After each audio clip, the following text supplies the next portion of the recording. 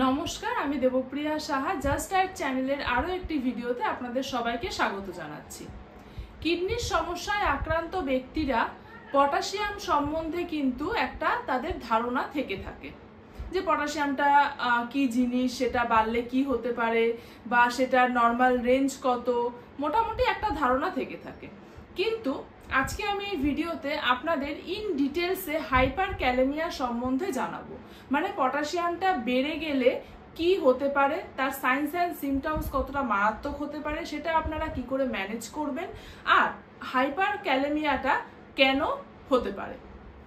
তাহলে চলুন ভিডিওটা শুরু করা যাক। প্রথমে আমরা জেনে নেব যে হাইপার ক্যালেমিয়া কি।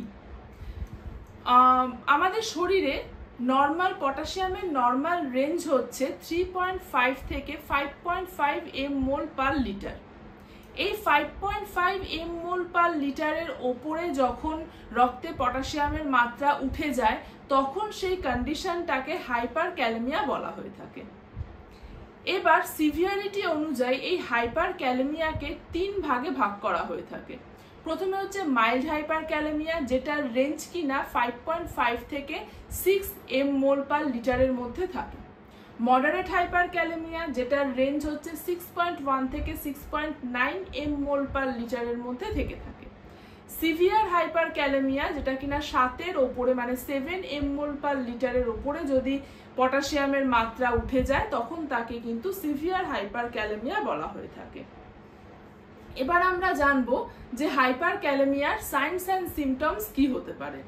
যদি এক কথায় বলতে হয় তাহলে হাইপার ক্যালেমিয়ার সাইন্স অ্যান্ড সিমটমসকে ডেথ বলা হয়ে থাকে, যেখানে D for decreased heart rate মানে হার্ট রেট কমে যাওয়া, E for early muscle twitching, A for arrhythmia, T for tummy trouble যেখানে কিনা নশিয়া, ভমিটিং, ডায়রিয়া এগুলো সমস্ত হতে পারে, এইচ ফর হাইপোটেনশন মানে বিপি ফল করে যাওয়া। এই সমস্ত সাইন্স অ্যান্ড সিমটমসগুলো দেখার পরেও যদি কোনো রোগী প্রপারলি ট্রিটমেন্ট করে না থাকেন তাহলে কিন্তু ultimately it leads to death. এবারে আমরা জানবো যে হাইপার ক্যালেমিয়া কেন হচ্ছে। খুব ইজিলি যদি আমি বলি যে হাইপার ক্যালেমিয়াটা কেন হয়, যদি অত ইন ডেপথ আমি প্যাথোফিজিওলজির মধ্যে যাচ্ছি না, ইজিলি বলতে গেলে প্রথমত যদি আমরা হাই পটাশিয়ামের খাবার, যেগুলো নাকি পটাশিয়াম যুক্ত খাবার, সেগুলো যদি আমরা খুব বেশি পরিমাণে ইনটেক করে থাকি তাহলে কিন্তু সেক্ষেত্রে একটা হাইপার ক্যালেমিয়া হতে পারে। কিডনি পেশেন্ট যারা রয়েছেন তাদের ইউরিনারি এক্সক্রিশন অফ পটাশিয়াম অনেকটা কম হয়, সেক্ষেত্রে তাদের রক্তে পটাশিয়ামের মাত্রা বেড়ে গিয়ে থাকে। কিছু ড্রাগস আছে এরকম যেগুলোর জন্য নাকি পটাশিয়াম বেড়ে যেতে পারে শরীরে, যেরকম নাকি পটাশিয়াম স্পিয়ারিং ডায়াবেটিক্স অনেকের চলতে থাকে, কিছু অ্যাঞ্জিওটেনসিন রিসেপ্টর ব্লকার কিছু ড্রাগস চলতে থাকে, এই সমস্ত মেডিসিন, কিছু অ্যান্টিবায়োটিক্স এরকম থাকে যার জন্য পটাশিয়ামটা বাড়তে পারে।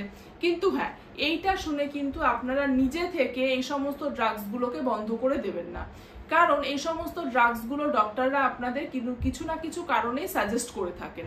হ্যাঁ, এবারে আপনারা পটাশিয়াম টেস্ট করলেন, টেস্ট করে দেখলেন যে আপনাদের শরীরে বা রক্তে পটাশিয়ামের মাত্রা বেশি আছে, দেন আপনারা দেখলেন যে আপনাদের এই সমস্ত ড্রাগসগুলো চলছে, তখন আপনারা অবশ্যই ডক্টরের সাথে কনসাল্ট করবেন যে আমার পটাশিয়ামের মাত্রা বেশি আছে আর এই সমস্ত ড্রাগসগুলো আমার চলছে সাথে, যেগুলোতে কিনা পটাশিয়াম বাড়তে পারে, তো এগুলো কি চলবে নাকি বন্ধ হবে।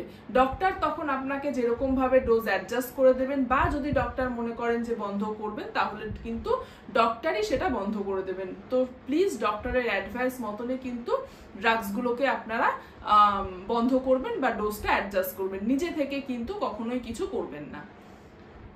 নেক্সট হচ্ছে কি, কিছু কিছু ডিজিজ এরকম থেকে থাকে যেরকম নাকি অ্যাড্রিনাল ইনসাফিসিয়েন্সি, অ্যাডিসন্স ডিজিজ, এই সমস্ত কিন্তু ডিজিজগুলোতেও পটাশিয়ামের মাত্রা একটু বেড়ে গিয়ে থাকতে পারে। এবার আমরা জানবো যে এই পটাশিয়ামের মাত্রাটা আমরা ম্যানেজ করব কি করে। প্রথমত যারা নাকি দীর্ঘকাল ধরে কিডনির সমস্যায় ভুগছেন, যেরকম যাদের স্টেজ 4 বা 5-এ রয়েছেন কিডনির সমস্যা অনুযায়ী, তারা মোটামুটি 15 দিনে একবার বা মান্থলি একবার করে অবশ্যই কিন্তু আপনারা পটাশিয়ামটা চেক করতে থাকবেন যে কিরকম আপনাদের পটাশিয়ামের রেঞ্জটা রয়েছে। যদি আপনারা দেখেন যে পটাশিয়ামটা আপনাদের একটু হায়ার সাইডে রয়েছে, যদি 5.5-এর ওপরে রয়েছে বা 6 মতন হয়েছে, অবশ্যই তাহলে আপনারা একজন ডক্টর কনসাল্ট করবেন, সাথে আপনাদের ইসিজি করে নিতে হবে, কারণ ইসিজিতে কিন্তু কিছু চেঞ্জেস দেখতে পাওয়া যায়। কারণ যেহেতু আমি বললাম যে অ্যারিথমিয়া কিছু সিমটমস থাকে, একটা হার্ট রেট কমে যাওয়ার একটা সিমটমস থাকে, তো সেক্ষেত্রে ইসিজিটাতে কিন্তু কিছু চেঞ্জেস হাইপার ক্যালেমিক পেশেন্টদের দেখতে পাওয়া যায়।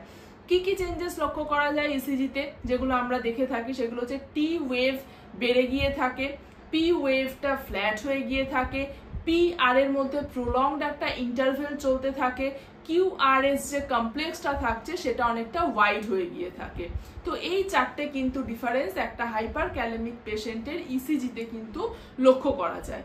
আর সাথে যদি আপনাদের সাইন্স অ্যান্ড সিমটমসগুলো খুব বেশি পরিমাণে দেখা দিতে শুরু করে, তাহলে কিন্তু অবশ্যই পেশেন্টকে ডক্টরের হসপিটালে এমার্জেন্সিতে নিয়ে যেতে হবে, ঘরে কিন্তু একদম বসিয়ে রাখা যাবে না। এবার দ্বিতীয়ত হচ্ছে ডায়েটে আপনারা কিরকম ভাবে কি ফলো করবেন, যেগুলো নাকি হাই পটাশিয়ামের খাবার রয়েছে, যেমন নাকি ধরুন টমেটো সস, ধনেপাতার চাটনি, গুড়, জ্যাম, জেলি, মশলার গুঁড়ো, সর্ষে পোস্ত, এগুলোকে কিন্তু আপনাদের পুরোপুরিভাবে তখন ডায়েটের থেকে বাদ দিয়ে দিতে হবে। আর যেগুলো নাকি ডাল বা ডাল জাতীয় খাবার বা শাক পাতা জাতীয় খাবার, সেগুলোকে উইকলি ওয়ান্স করে আপনাদের রাখতে হবে। আর মডারেট পটাশিয়ামের যে সমস্ত সবজিগুলোকে আছে লিচিং করে আপনারা ব্যবহার করতে পারবেন সপ্তাহে 2 থেকে 3 দিন মতন।